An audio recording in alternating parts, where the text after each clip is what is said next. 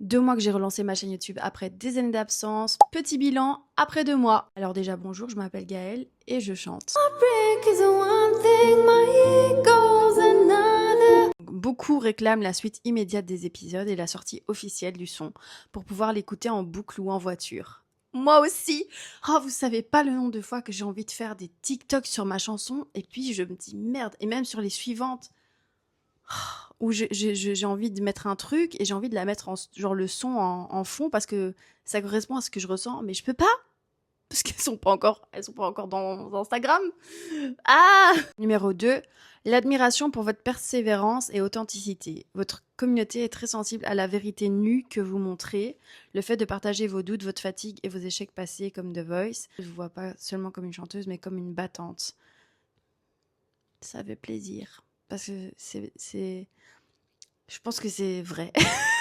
Parce que j'ai beaucoup travaillé. Et c'était pas facile. Et c'est toujours pas facile.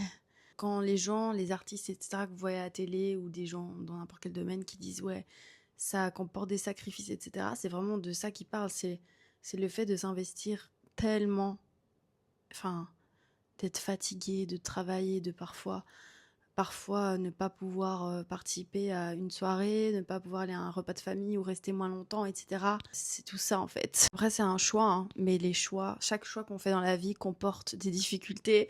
Et dans ce choix, c'est ça la difficulté, c'est vraiment la fatigue. Tenir bon malgré que pendant des années, les résultats ils viennent petit à petit. Je bosse comme une malade en soirée, en week-end, en congé, etc. Et ma chanson n'est pas encore sortie, donc il faut avoir beaucoup de patience.